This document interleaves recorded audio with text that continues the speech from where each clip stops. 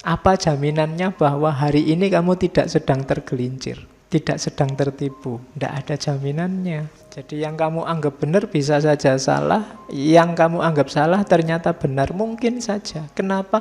Wong Allah bisa membolak-balikkan pandanganmu, atau kalau tidak setan aja bisa menggelincirkanmu kok. Loh, kalau orang sedang terbolak-balik hatinya atau tergelincir kan ya pastinya dia tidak sadar, tetap merasa dirinya benar.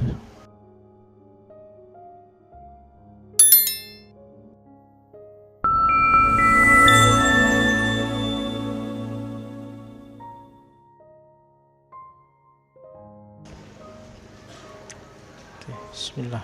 Assalamualaikum warahmatullahi wabarakatuh. Bismillah, kita malam ini mulai ngaji lagi. Kalau ini argumen meditasi yang pertama dari bukunya Descartes. Dream argument. Semuanya diragukan, termasuk paling dasar, termasuk hidup ini. Hidup ini nyata atau tidak? Yang pertama dijadikan argumen oleh Descartes adalah mimpi. Katanya Descartes, aku sering merasakan banyak hal sama persis seperti yang aku rasakan dalam mimpi. Tidak ada tanda pasti untuk membedakan mimpi atau sadar. Pertanyaannya, apa jaminannya bahwa detik ini kita tidak sedang mimpi? Toh waktu kamu mimpi kan kamu kayak biasa gini merasa, ya ini sedang ngaji, jangan-jangan ini mimpi. Itu nanti di salah satu kitabnya Ghazali ada ilustrasi itu. Jangan-jangan hidup ini mimpi. Sebagaimana kamu sadar dari mimpi terus, oh alah ternyata nangis-nangis tadi malam itu aku cuma mimpi toh. Besok jangan-jangan setelah kamu meninggal dibangkitkan, kamu baru sadar dunia yang jungkir balik kayak gini ini ternyata cuma mimpi. Itu ilustrasinya Ghazali. Kesadaranmu di alam barzah besok sama kayak kesadaranmu setelah bangun dari tidur. Nah, cuma Descartes tidak di situ, dia cuma concernnya apa jaminannya bahwa malam ini kita ngaji ini bukan mimpi. Sementara waktu kita mimpi kan kamu juga tidak bisa membedakan ini nyata apa mimpi. Atau jangan-jangan saya sedang mimpi ngisi ngaji padahal ini bukan aku, tapi kalian mimpi sebagai aku, kan kadang-kadang bisa begitu. Kamu kan kadang mimpi jadi orang lain. Mimpi jadi siapa, melakukan apa. Jadi mungkin kamu mimpi sebagai Jokowi terus kamu gayamu kayak presiden, lu cuma mimpi. Atau jangan-jangan Jokowi sedang mimpi jadi kamu sekarang. Jadi sebenarnya yang di depanku ini bukan kamu, tapi Jokowi, cuma dia sedang mimpi jadi kamu. Cuma kamu tidak sadar. Bisa begitu. Ya kalau di bukunya ada ilustrasi dream argument itu, ini kupu-kupu yang mimpi jadi manusia atau manusia yang mimpi jadi kupu-kupu, itu susah dibedakan. Ya mungkin kamu pernah mimpi bisa terbang jadi kayak burung, itu kan, itu burung yang mimpi jadi manusia apa manusia yang mimpi jadi burung. Itu susah dibedakan, itu namanya dream argument. Mempertanyakan dasar realitas hidup ini. Jadi ternyata bahkan hidup kita yang paling nyata bisa dipertanyakan. Apa iya? Kamu sudah bela-belain tawuran, bela-belain bikin berita bohong, bela-belain capek bikin hoax setiap hari, alah ternyata mimpi. Ternyata kita hari ini sedang mimpi, tidak serius. Nah, itu serangan pertama, serangan meditasi pertama dari René Descartes. Apa sih buktinya bahwa hidup kita ini nyata? Ya rasanya nyata Pak, apa-apa saya alami persis, saya haus ya minum, lapar ya makan, tidur. Loh, padahal dalam mimpi ya persis begitu. Kamu ya ada laparnya, ada hausnya, ada pingin ke WC juga, nanti kalau pipis terus jadinya ngompol itu kan. Tapi persis itu, kamu tidak bisa membedakan. Makanya kalau ngalami yang sangat seneng apa tidak seneng kan terus coba dicubit, jangan-jangan mimpi. Ya kalau saya tidak usah dicubit, nanti kalau bangun beneran kan tidak enak. Mimpi apa ya aku siang ini kok dapat rezeki luar biasa. Coba dicubit, tidak usah dicubit, nanti kalau bangun beneran hilang rezekinya. Cuma tidak bisa membedakan kamu antara mimpi dan tidak mimpi. Jadi argumen pertama dari Descartes itu dream argument. Terus argumen kedua untuk menggugat realitas, namanya deceiving God argument dan evil demon argument. Jangan salah, Descartes ini sangat religius. Ya, dia percaya Tuhan dengan gaya dan argumennya sendiri. Katanya Descartes, kita akan percaya ada Tuhan yang maha kuasa. Dengan kekuasaannya, loh Allah bisa membuat kita tertipu, loh Tuhan bisa membuat kita tertipu. Bahkan tentang pengetahuan-pengetahuan matematis yang sangat jelas. Kita mungkin keliru. Karena ada doanya itu kan, makanya kita berdoa arinal haqqo haqqo. Allah bisa yang benar itu ditampakkan jadi salah, atau sebaliknya salah jadi benar. Yang nyata jadi semu, yang semu jadi nyata.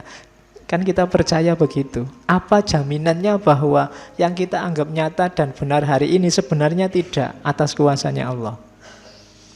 Kamu tidak bisa jawab mesti, katanya Descartes. Jadi kalau kamu percaya Allah berarti lebih rumit lagi.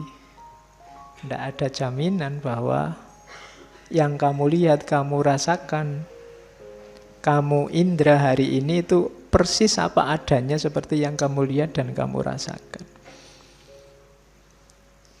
Seandainya kamu jawab, tidak mungkin Pak Allah begitu, masa Allah mau bikin trik misalnya. Oke deh kalau bukan Allah, kamu percaya setan kan? Nah, itu evil demon. Setan kan bisa menggelincirkanmu. Yang benar, yang nyata jadi seolah-olah baik dan jadi seolah-olah jelek dan fiktif. Itu gayanya setan kan bisa begitu, menggelincirkan. Apa jaminannya bahwa hari ini kamu tidak sedang tergelincir? Tidak sedang tertipu. Ya makanya kayak tadi ya, jangan lupa doa arinal haqqo haqqo itu.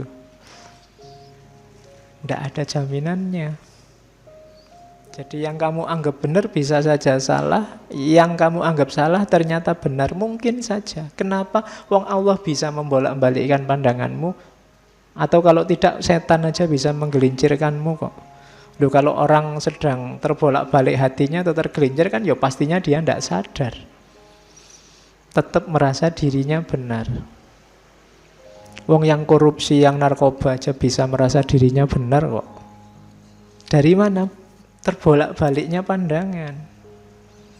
Jadi tidak ada jaminan yang kamu anggap nyata pasti benar hari ini, itu pasti benar.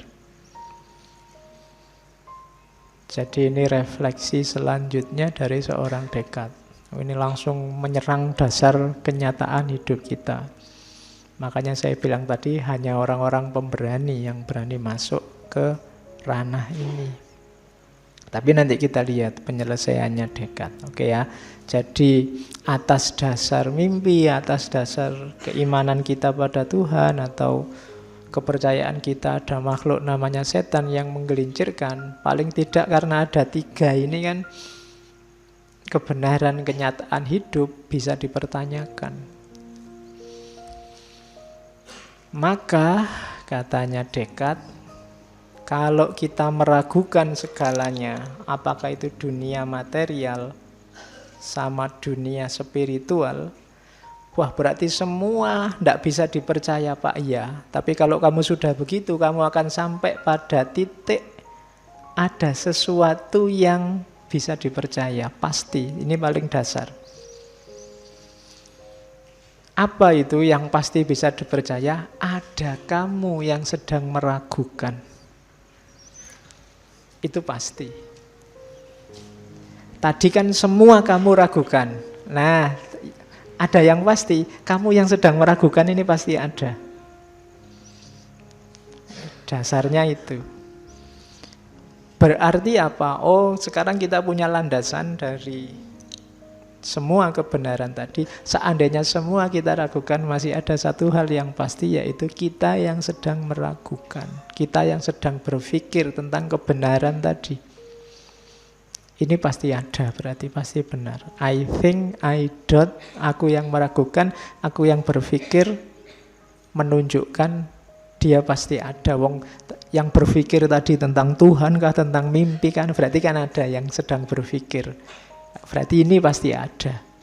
Aku yang berpikir ini pasti ada. Nah, karena pemikiran pasti ada, berarti aku juga pasti ada. Aku yang berpikir juga ada. Nah, dari situ keluarlah ada gium yang sangat terkenal dari Descartes bahwa I think therefore I am, cogito ergo sum, sepong dong sesuai. Jadi aku berpikir berarti aku ada. Seandainya semua hal tadi kita ragukan, termasuk kenyataan hidup, masih ada satu yang pasti, yaitu aku yang sedang berpikir. Kalau ini tidak bisa dibantah. Kalau ini dibantah, lah tadi yang meragukan mimpi, meragukan Tuhan, setan, dan macam-macam tadi siapa kalau bukan kita? Kenapa? Keraguan itu kan ada tadi. Berarti yang meragukan juga ada. Jadi aku berpikir, maka aku ada. Jadi awal mulanya di situ. Jadi ini dasar refleksi. Ini titik awal, bukan puncaknya. Titik awal untuk berefleksi berarti I think dan I doubt. Aku berpikir dan aku yang meragukan. Terus,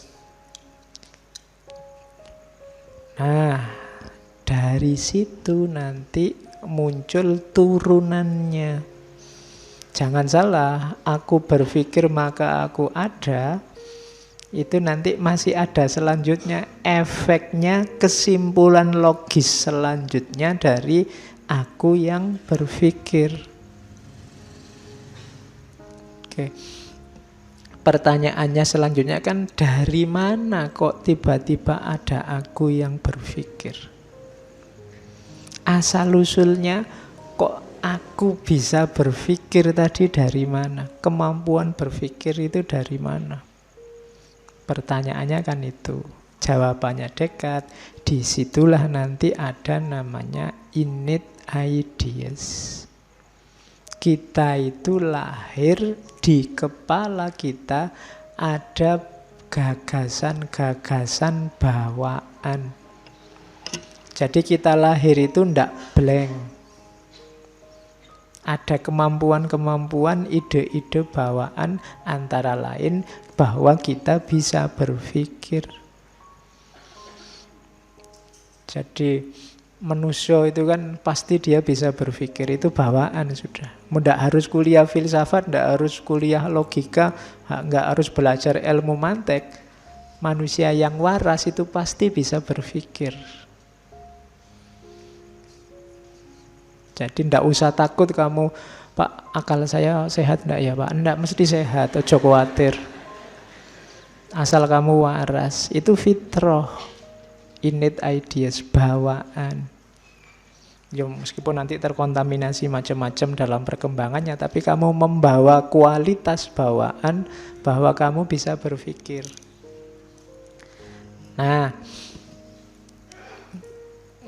kebisaan kita berpikir yang itu bawaan ada implikasi selanjutnya.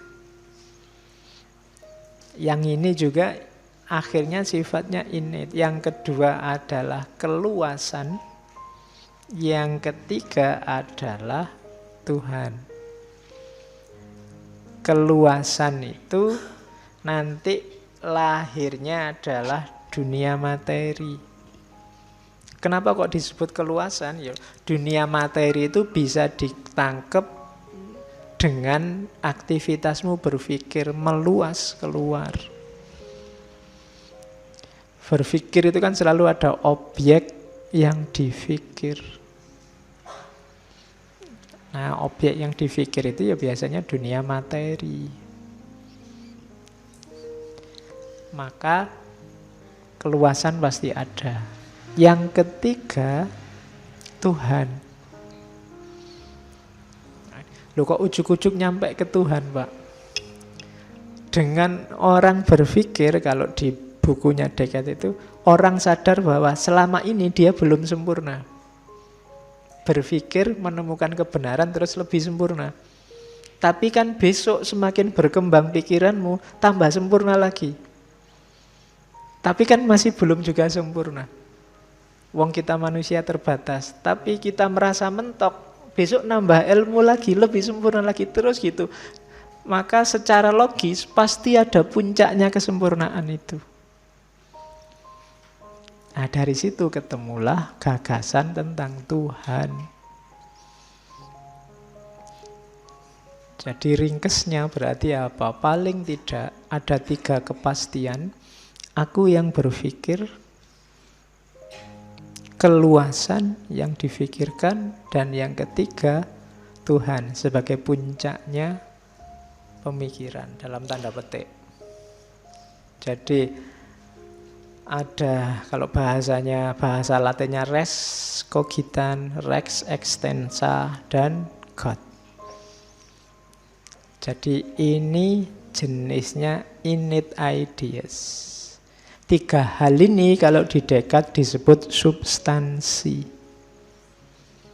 Jadi ada 3 substansi: berpikir, keluasan, dan Tuhan. Ya, kalau pakai istilah dunia, ada dunia pikiran, mind, ada dunia materi, dan ada dunia wilayah ketuhanan.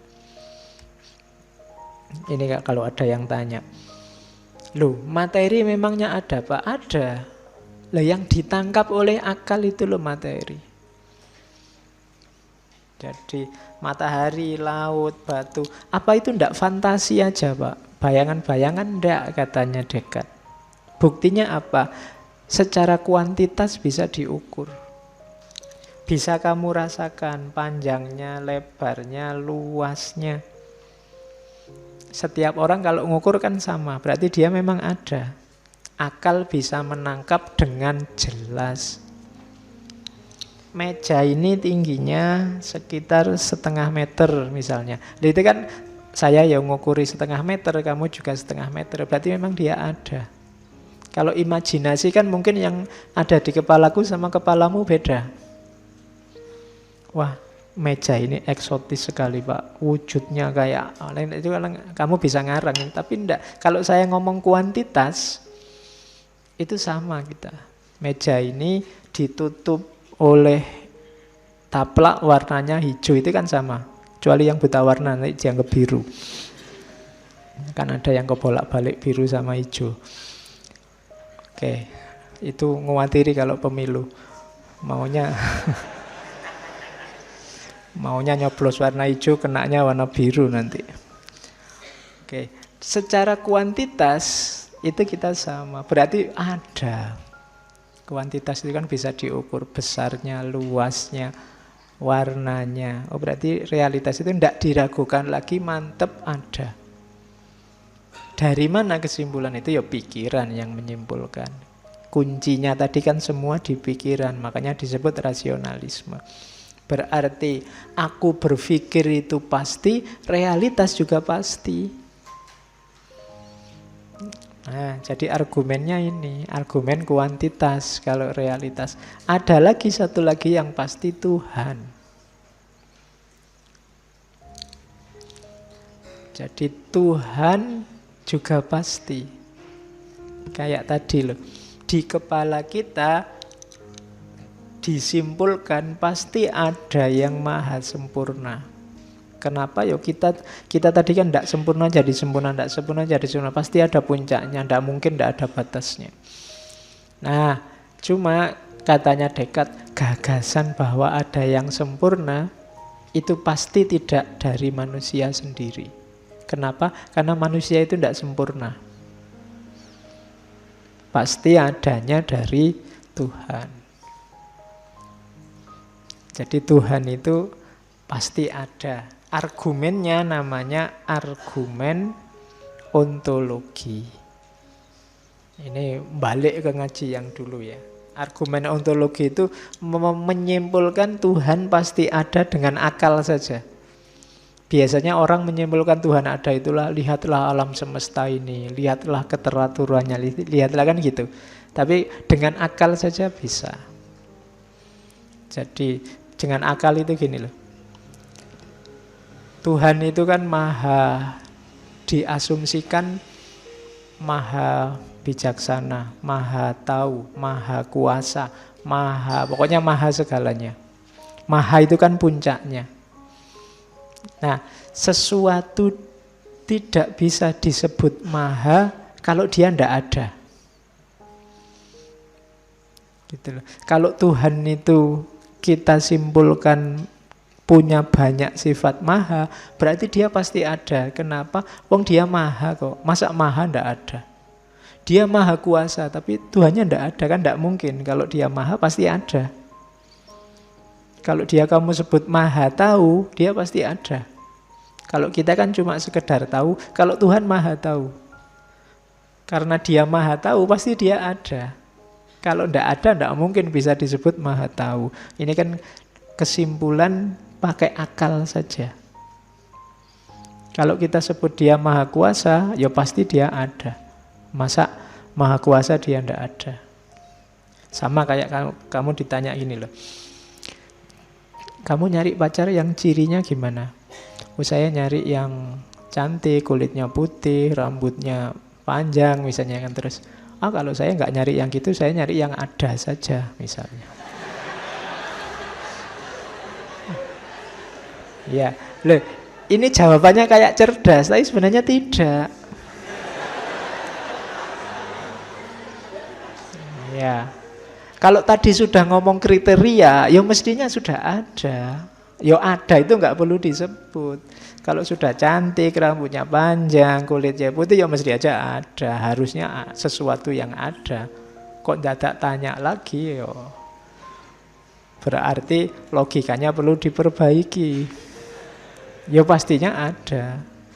Ya terkecuali kamu membantahnya yang ada, atau ya mungkin kamu membantahnya beda. Ya yang mau saja Pak. Oh ya wis. Jadi cantik, kulitnya putih, rambutnya panjang dan mau. Nah, kalau ini masuk akal. Ya. Tapi kalau dan ada itu malah tidak sinkron secara logis. Kamu sudah ngomong kriteria kok masih dibahas adanya. Nah, Tuhan juga begitu. Kamu sudah ngomong ciri-ciri, bahkan dia puncaknya segalanya, masa ndak ada? Secara logis ya pastinya ada. Argumen semacam ini namanya argumen ontologis. Membuktikan Tuhan hanya dengan dasar logika saja. Jadi pakai logika saja, ya kesimpulannya Tuhan pasti ada. Oke. Jadi engkau yang berpikir itu pasti ada, realitas sekelilingmu juga pasti ada, dan Tuhan juga pasti ada. Nah, ini dasar substansi untuk kamu melakukan refleksi selanjutnya. Ayo berpikir selanjutnya. Berarti apa? Sudah mulai ketemu, kita punya 3 hal yang pasti benar, pasti ada. Ini cara berpikir filosofis itu begitu, dirinci sampai paling dasar, kemudian dicari unsurnya satu-satu, diuji benar sampai pasti yakin benar. Baru melangkah ke jenjang selanjutnya. Terus, akhirnya terus masuklah ke gagasannya yang sangat terkenal namanya dualisme. Sebenarnya di antara semua yang paling unik itu manusia, katanya Descartes. Manusia itu punya dua unsur sekaligus. Dia res extensa juga punya, res cogitan juga punya. Manusia itu ada materinya, ada mainnya. Jadi pemikiran sadarnya. Hewan kan juga punya, katanya Descartes enggak. Hewan itu enggak punya kesadaran tentang dirinya. Jadi hewan itu mekanis saja. Kalau manusia, tubuhnya yang res extensa itu mekanis kayak mesin. Tapi jiwanya tidak. Mainnya tidak. Ya karena dia rasionalis, pikiran mempengaruhi tubuh. Meskipun nanti tubuh sedikit-sedikit juga, tubuh juga sedikit-sedikit mempengaruhi pikiran. Tapi manusia itu kombinasi antara mental dan material. Ini yang disebut dualisme. Jadi manusia itu kayak mesin tubuhnya. Sama kayak hewan tubuhnya. Yang membedakan apa? Mainnya. Jadi oleh karena itu katanya Descartes, perhatikan bahwa yang mekanis punya hukum sendiri, yang main punya hukum sendiri. Yang mekanis ya ada hukum-hukum, kalau kita menyebutnya sunnatullah. Alam materi itu ada sunnatullahnya. Makanya kerja Tuhan, kalau dalam gagasan-gagasan filsafat barat termasuk Descartes, itu dianalogikan kayak tukang buat jam. Tuhan itu kayak clockmaker. Jadi clockmaker itu tukang buat jam itu bikin jam. Jamnya sudah berputar sendiri, nggak usah yang bikin jam ikut muter terus. Nanti kamu susah beli arloji sama yang jual. Jadi dia sudah ada hukumnya, muter sendiri, sudah selesai. Alam semesta juga begitu. Oleh Allah diciptakan, oleh Tuhan diciptakan, terus dikasih hukum di dalamnya. Dia mekanis, sudah jalan dengan sendirinya. Ada rumus-rumusnya yang kita sebut sunnatullah. Kamu tidak usah tanya, lihat sekarang Tuhan itu ngapain Pak kalau sudah ada hukumnya. Ya, urusannya Tuhan sendiri, dia ngapain sekarang. Yang jelas alam semesta ada hukum-hukumnya. Ya nanti agak beda dengan teologi kita. Tapi itu yang dikenal pandangan bahwa Tuhan itu the clockmaker. Ya silahkan kamu pedomani sunnatullah ini. Itu kan maunya Descartes. Alam ini ada rumusnya.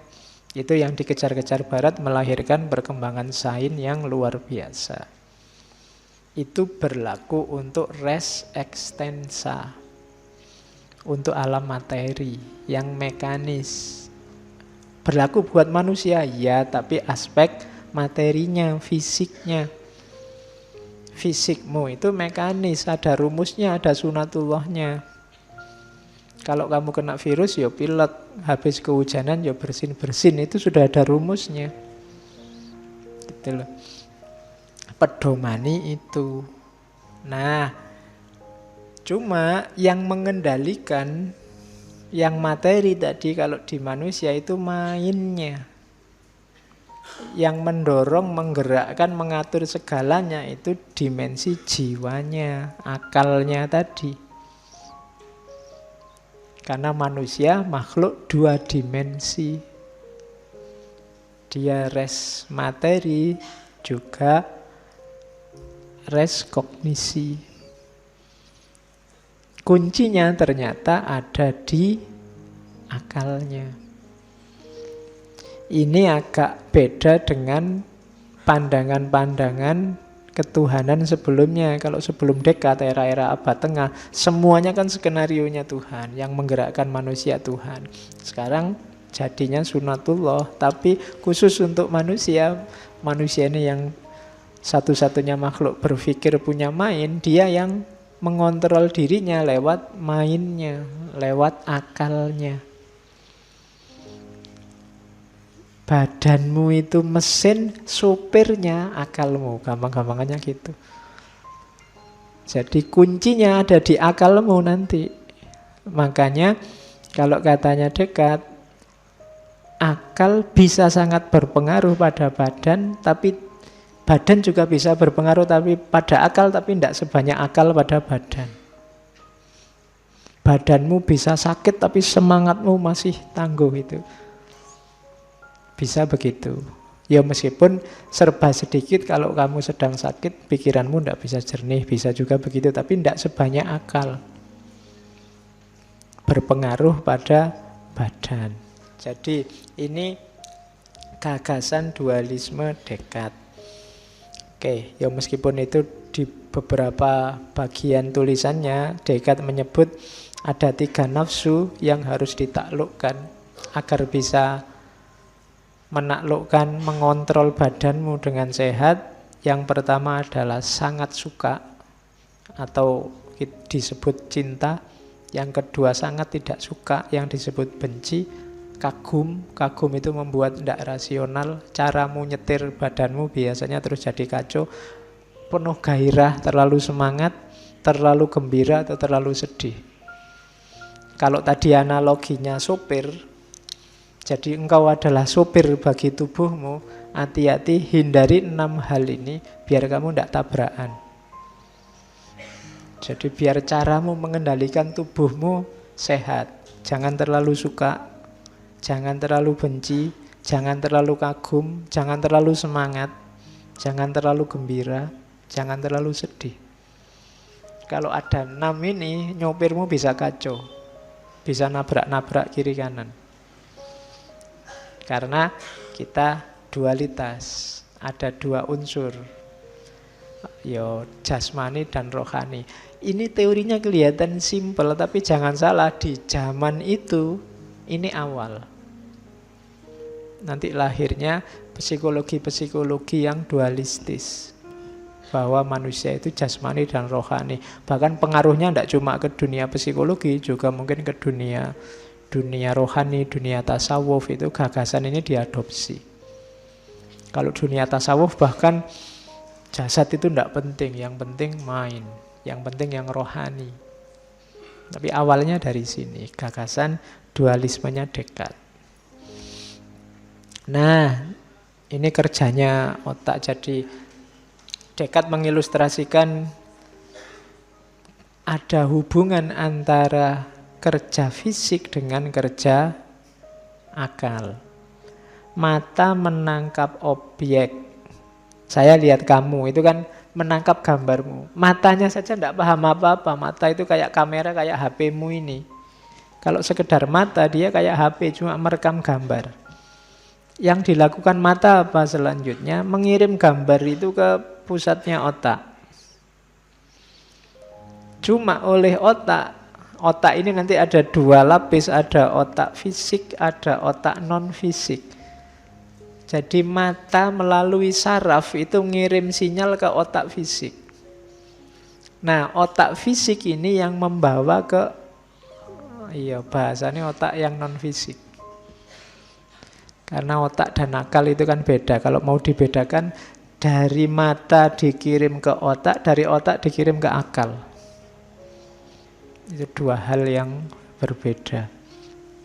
Nah, akal ini yang nanti menginformasikan itu apa, responnya harus bagaimana. Ya kayak kamu lihat, misalnya ada anak cakep lewat itu kan, matamu melihat, ini cuma kayak kamera menangkap gambar gitu aja kan, disampaikan ke otak, terus otak ngasih tahu, loh cepet cakep loh itu, terus kamu sweet. Itu ada prosesnya. Jadi dari mata, jadi tidak ada kok dari mata turun ke hati itu. Mata itu, iya. Kalau otaknya tidak jalan juga, meskipun ada yang cakep-cakep, kamu melongo aja. Jadi otaknya yang ngasih informasi, terus kamu wow atau aduh gitu. Jadi dari mata ke otak ke akal dibalikkan lagi. Cuma problemnya antara otak yang fisik dengan akal yang non fisik itu terus jalurnya gimana? Ini yang sebenarnya tidak terselesaikan sampai hari ini. Iya ya menyelesaikan. Sinyalnya apa? Nah, terus ada temuan di dunia biologi sama Descartes. Oh ya mungkin itu. Namanya pineal gland. atau glandula pineal. Tempatnya di tengah-tengah. Yang itu jadi transmitternya antara otak fisik dengan akal non fisik. Cuma ini asumsi saja karena kerja detailnya juga masih susah. Jadi yang punya sinyal mentransmisikan itu kalau HP towernya mungkin itu. Yang dia yang bisa mengirim transmisi dari otak fisik ke akal yang non fisik. Jadi dari situ komunikasi, makanya itu jangan sampai rusak. Kalau sinyal itu rusak, kacau, kamu tidak bisa berpikir, tidak bisa menangkap sinyal-sinyal. Oke, nanti kalau dalam filsafat Islam kan nanti akal yang rohani ini bisa berhubungan dengan akal tertinggi.